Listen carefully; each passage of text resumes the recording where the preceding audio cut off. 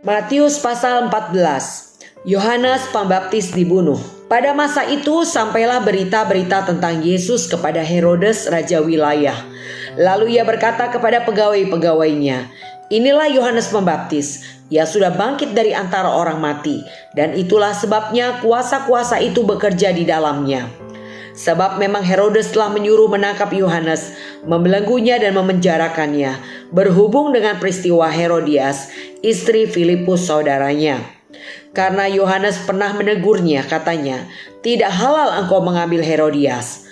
Herodes ingin membunuhnya, tetapi ia takut akan orang banyak yang memandang Yohanes sebagai nabi. Tetapi pada hari ulang tahun Herodes, menarilah anak perempuan Herodias di tengah-tengah mereka dan menyukakan hati Herodes. Sehingga Herodes bersumpah akan memberikan kepadanya apa saja yang dimintanya.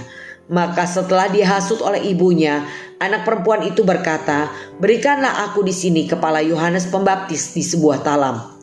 Lalu sedihlah hati raja, tetapi karena sumpahnya dan karena tamu-tamunya diperintahkannya juga untuk memberikannya. Disuruhnya memenggal kepala Yohanes di penjara, dan kepala Yohanes itu pun dibawa orang di sebuah talam, lalu diberikan kepada gadis itu, dan ia membawanya kepada ibunya. Kemudian datanglah murid-murid Yohanes Pembaptis mengambil mayatnya dan menguburkannya. Lalu pergilah mereka memberitahukannya kepada Yesus. Yesus memberi makan 5.000 orang. Setelah Yesus mendengar berita itu, menyingkirlah ia dari situ dan hendak mengasingkan diri dengan perahu ke tempat yang sunyi. Tetapi orang banyak mendengarnya dan mengikuti dia dengan mengambil jalan darat dari kota-kota mereka. Ketika Yesus mendarat, ia melihat orang banyak yang besar jumlahnya, maka tergeraklah hatinya oleh belas kasihan kepada mereka, dan ia menyembuhkan mereka yang sakit. Menjelang malam, murid-muridnya datang kepadanya dan berkata, "Tempat ini sunyi dan hari sudah mulai malam. Suruhlah orang banyak itu pergi, supaya mereka dapat membeli makanan di desa-desa."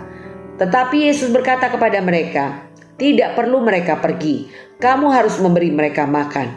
Jawab mereka, "Yang ada pada kami di sini hanya 5 roti dan 2 ikan." Yesus berkata, "Bawalah kemari kepadaku." Lalu disuruhnya orang banyak itu duduk di rumput. Dan setelah diambilnya 5 roti dan 2 ikan itu, Yesus menengadah ke langit dan mengucap berkat. Lalu memecah-mecahkan roti itu dan memberikannya kepada murid-muridnya. Lalu murid-muridnya membagi-bagikannya kepada orang banyak, dan mereka semuanya makan sampai kenyang. Kemudian orang mengumpulkan potongan-potongan roti yang sisa, 12 bakul penuh. Yang ikut makan kira-kira 5.000 laki-laki, tidak termasuk perempuan dan anak-anak. Yesus berjalan di atas air. Sesudah itu Yesus segera memerintahkan murid-muridnya naik ke perahu dan mendahuluinya ke seberang. Sementara itu ia menyuruh orang banyak pulang. Dan setelah orang banyak itu disuruhnya pulang, Yesus naik ke atas bukit untuk berdoa seorang diri. Ketika hari sudah malam, ia sendirian di situ. Perahu murid-muridnya sudah beberapa mil jauhnya dari pantai dan diombang-ambingkan gelombang karena angin sakal. Kira-kira jam 3 malam datanglah Yesus kepada mereka berjalan di atas air. Ketika murid-muridnya melihat dia berjalan di atas air, mereka terkejut dan berseru, "Itu hantu!" Lalu berteriak-teriak karena takut. Tetapi segera Yesus berkata kepada mereka, "Tenanglah, aku ini, jangan takut." Lalu Petrus berseru dan menjawab dia, "Tuhan, apabila engkau itu, suruhlah aku datang kepadamu berjalan di atas air." Kata Yesus, "Datanglah." Maka Petrus turun dari perahu dan berjalan di atas air mendapatkan Yesus. Tetapi ketika dirasanya tiupan angin, takutlah ia dan mulai tenggelam. Lalu berteriak, "Tuhan, tolonglah aku." Segera Yesus mengulurkan tangannya, memegang dia dan berkata, "Hai orang yang kurang percaya, mengapa engkau bimbang?" Lalu mereka naik ke perahu dan angin pun redalah. Dan orang-orang yang ada di perahu menyembah dia, katanya, "Sesungguhnya engkau anak Allah." Yesus menyembuhkan orang-orang sakit di Genesaret. Setibanya di seberang, mereka mendarat di Genesaret. Ketika Yesus dikenal oleh orang-orang di tempat itu, mereka memberitahukannya ke seluruh daerah itu. Maka semua orang yang sakit dibawa kepadanya. Mereka memohon supaya diperkenankan menjamah jubah-jubahnya, dan semua orang yang menjamahnya menjadi sembuh.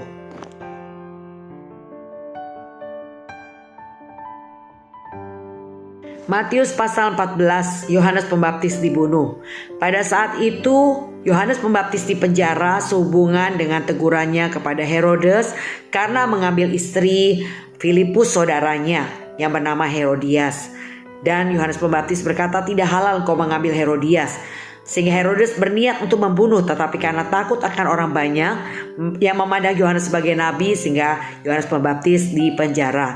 Tetapi pada satu hari di hari ulang tahunnya, anak perempuan Herodias menari dan menyukakan hati Herodes, sehingga ia bersumpah akan memberikan apa saja yang diminta. Dan itu adalah kesempatan bagi Herodias untuk membujuk anaknya agar meminta kepala daripada Yohanes Pembaptis yang ditaruh di sebuah talam. Dan karena sumpahnya, sehingga Raja Herodes melakukannya dengan memenggal kepala Yohanes Pembaptis, ditaruh di atas sebuah talam, lalu diberikan kepada anak itu, dan anak itu memberikan kepada ibunya.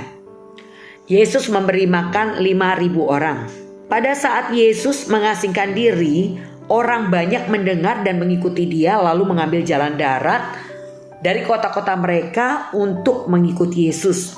Dan ada begitu banyak orang sehingga tergeraklah hati Tuhan Yesus untuk memberi mereka makan. Tapi murid-murid berkata mereka cuma punya 5 roti dan 2 ekor ikan.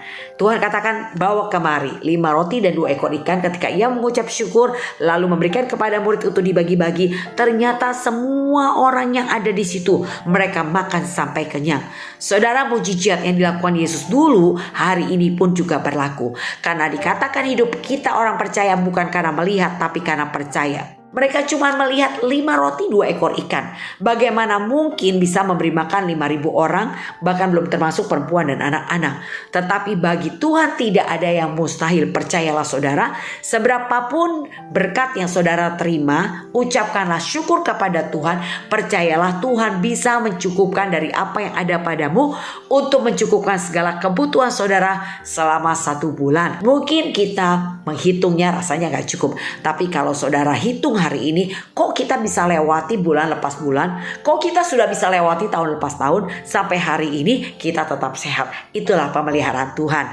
Jadi percayalah, 5 roti 2 ekor ikan bisa mencukupkan makan 5.000 orang, bahkan sisa 12 bakul. Terlebih buat saudara dan saya, berkat yang saudara terima sesungguhnya sudah Tuhan takar cukup untuk memenuhi segala kebutuhan saudara.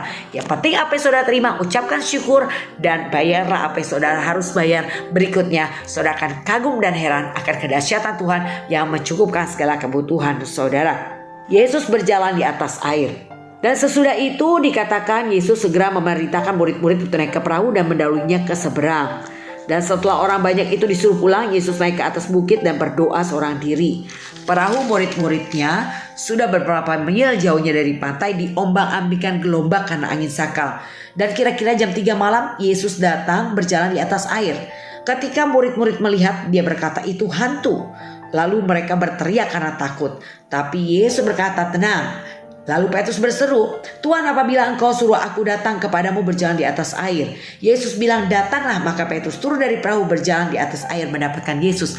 Bagaimana mungkin Petrus berjalan di atas air? Kalau bukan karena imannya kepada Tuhan, tidak mungkin Petrus mempunyai keberanian. Tetapi ketika fokusnya Petrus adalah kepada Tuhan yang berkata, datanglah, yang taat akan apa yang diperintahkan Tuhan, maka ia beroleh kekuatan untuk ia berjalan di atas air. Artinya berjalan dalam kemustahilan. Jadi saudara, yang diperlukan adalah taat. Tetapi ketika Petrus mulai memandang kepada air yang dalam, lebar dan luas itu, mulai merasakan angin yang bertiup pada saat itu, sehingga membuat akhirnya Petrus takut, dan pada saat ia takut ia mulai tenggelam. Saudara, jangan lihat kepada masalahnya. Ketika engkau melihat masalahnya, engkau mulai takut. Dan ketika engkau mulai takut, engkau tidak akan melihat bagaimana kuasa Tuhan yang membuat engkau berjalan dalam kemustahilan. Tetapi ketika engkau taat dan percaya, Tuhan turut bekerja dan engkau akan kagum melihat kedahsyatan Tuhan. Dan ketika dikatakan dia hampir tenggelam, ia berseru kepada Tuhan. Ia berkata, Tuhan, tolonglah. Dan Yesus segera mengulurkan tangan memegang dia dan berkata, hai orang yang kurang percaya, mengapa engkau bimbang? Jadi yang diperlukan untuk berjalan dalam kemustahilan adalah percaya kepada Tuhan dan jangan bimbang. Percaya penuh seperti engkau sudah menerimanya, dikatakan demikian dalam Markus 11 ayat 24. Jadi saudara, itu yang harus kita lakukan dan jangan bimbang. Maka engkau akan menerima apa yang kau doakan selama ini ketika engkau percaya dan engkau tidak bimbang. Yesus menyembuhkan orang-orang sakit di Genesaret.